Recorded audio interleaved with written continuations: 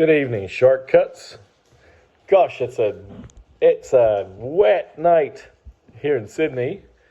Um, but I've been thinking about doing a couple of videos for a list of records I'm going to put out on Wednesday the 17th at 9 p.m. Sydney time as usual. This list is unique. I think this is the first time I've done a list of Aussie records that I really like. Some that are pretty famous, some not so much, that you might like to explore. I think there's 10, not very many, but okay. Oh, and so you'll see pricing and all sorts on these because I went to Newtown Record Fair today and I met a few of you. So Ian, Charlie, etc. Ivan, was absolutely delightful to see you. And you might recognise some of these. But for those of you who aren't in Sydney, here is some fun records for you to explore. All Aussie, 70s and 80s. That's all the genres that we're talking. Oh, that's all the decades we're talking about here. I don't think there's anything from the 90s. All right, we're going to start with the oldest, and in some ways the most iconic, but almost certainly the least well known. This is Evolution by Tamam Shud.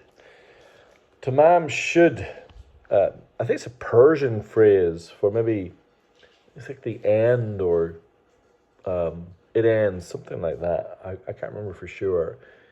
Tamam Shud were basically a bunch of mates who surfed together.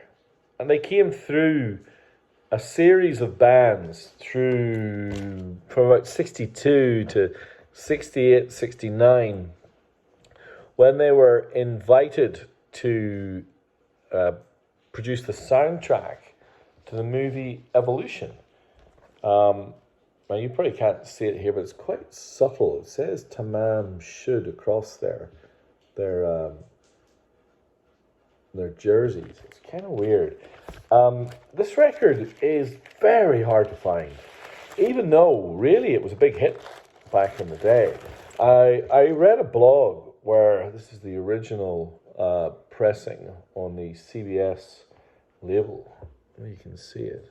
That they produced 10,000 copies, and those 10,000 copies disappeared, sold almost immediately. It was a massive hit. And it's really, really interesting.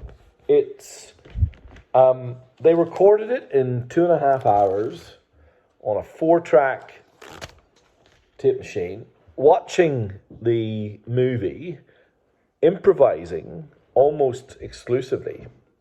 But I tell you what, you couldn't tell that.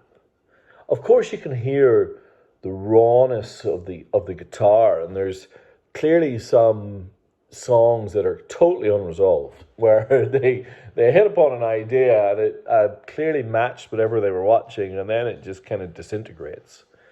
But that gives it an energy and a kind of freelance. It's this kind of tension. It's really, really interesting. The vocals I like a lot as well. I mean, I have to think that they touched up some of the vocals afterwards because it sounds really good. The genre is really scuzzy psych rock, and in many ways, if you look at the history of America or of Australian guitar rock, a lot of people think that this was the first truly Australian rock band to produce an album that went to number one. It's hard to find. It's usually trashed. That's a really nice copy. Because it's hard to find, it's not cheap. But give it a listen on Spotify. It's on there, and it's actually a pretty good stream. Now, I like Tamam Shud, and that is an iconic record. But I think I prefer this record more. Now, this is 1971. This is called Toward the Blues by Chain. This record was re-released, I think it was in the 90s, maybe early 2010s. And for whatever reason, you can see the re-release around. They wrote towards the blues. Now, I don't know.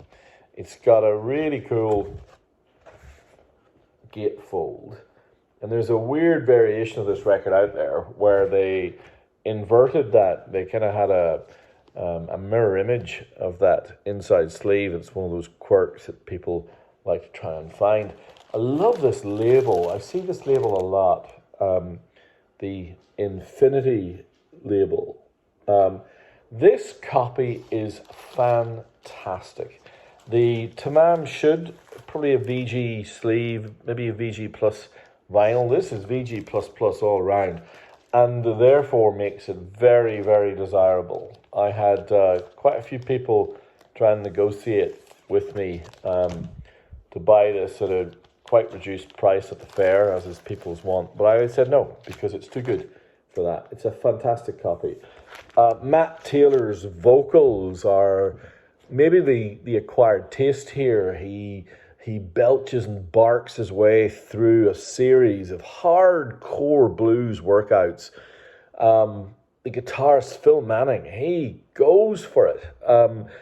It's really good. And the kind of little tidbit that really tickles me about this record is that the first single from it, which is the final track, Black and Blue, is the only blues record to go to #1 in Australia.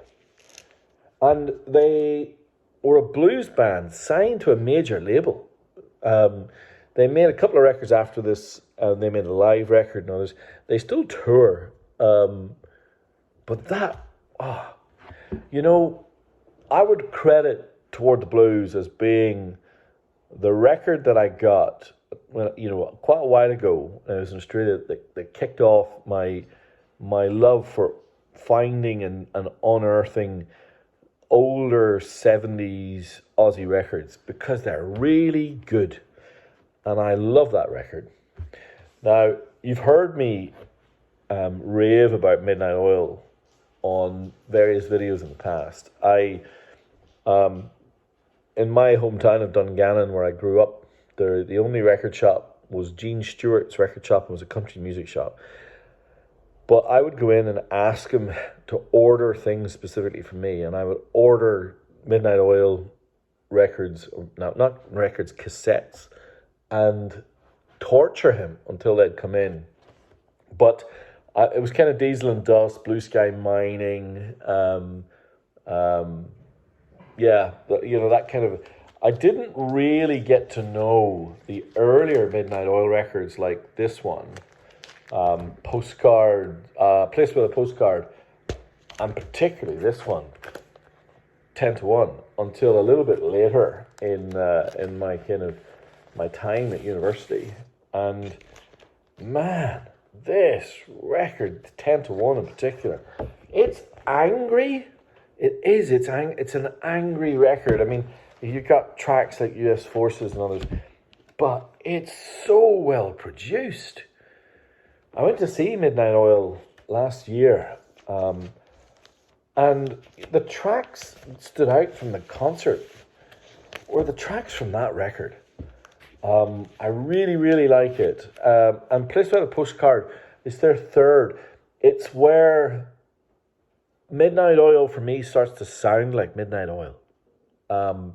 They still have that clanging percussion and that propulsion, but a little bit cleaner edged, not quite so raw, and a bit more focused. And so I think that's where Midnight Oil figured out that they were good, really good.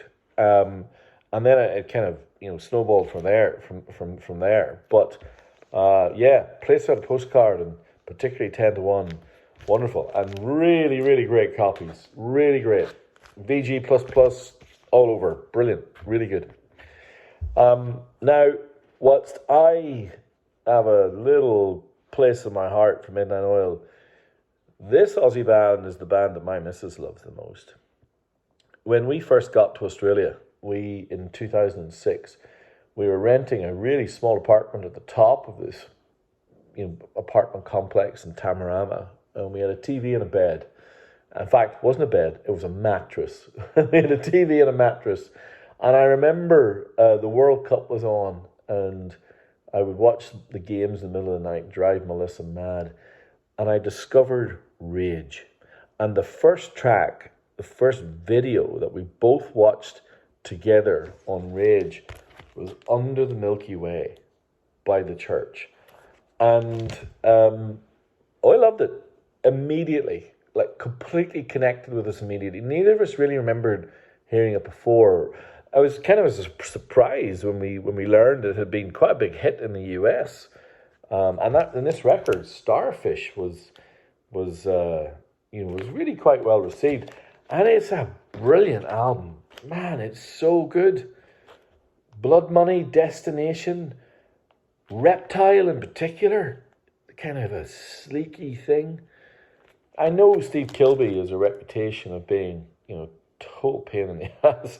I mean, you read the history of the Church. Is it, well, who's gonna quit on this tour? Is it going to be the guitarist? Is it going to be the drummer? Someone will always quit because they'll get annoyed at him. But this is before he developed his heroin addiction, and it's really good. The producer, I'm not quite sure how to pronounce it, Waddy Wachtel, is really interesting. He got this, it's not big and bombastic like U2. It still retains that oddness and angular nature, and the melodies sometimes are subtle. It takes you a few listens before you can pick them. I love it. Now, what's interesting, that was the big hit. That was the one. Well, it's not my favourite Church album. Mine is the one that came after. And do you know what? It's got a weird name. The Church Gold Afternoon Fix. And, I mean, you think with that name that's some kind of reference to Kilby's, heroin habit, but that still came afterwards. It was on the tour for this record where legend has it that Grant McLennan from the Go-Betweens introduced Steve Kilby to the delights of those opioids. But this record, Gold Afternoon Fix, is about the spot price of gold in an afternoon. It kind of anchors a lot of indices around the world. And this record is great, but it still smacks of missed opportunity. The original producer was going to be John Paul Jones from Led Zeppelin. I think if they had got John Paul Jones to produce them, and his arrangements, his instrumentation, think of what he did with REM, an Automatic for the People, which was only a few years after this. So they went back to Waddy Wachtel and made Gold Afternoon Fix, and it disappointed. It didn't deliver what they thought might happen to the Church. But I love it. I think it's great. I think it has. Do you know what? It is ageless. I think the production is wonderful. Yeah. Really, give it a listen. It's really, really good. What have I got left? I've still got a few to go here. This is the Aussie first press of Dark Room by the Angels. And you probably can't tell by the video, but you can see that, the Angels, can you see that across the top? But it's got this kind of matte finish, which is really cool. And it's got, the gatefold is awesome. It's a really, really well designed, subtle sleeve. You can see in the images. The music's not so subtle. I mean, we're talking about, I think it's on the Albert label, the same label as AC/DC. I think this was their third or fourth record. So they're a driving rock band, but a really good one. Really, really good. And this is right up there with the Angels. I like it. I like it a lot. Not as much as I like this next record. I love this next record. This would be in my top 10 Aussie records of all time. This is the debut album by Died Pretty. It's called Free Dirt.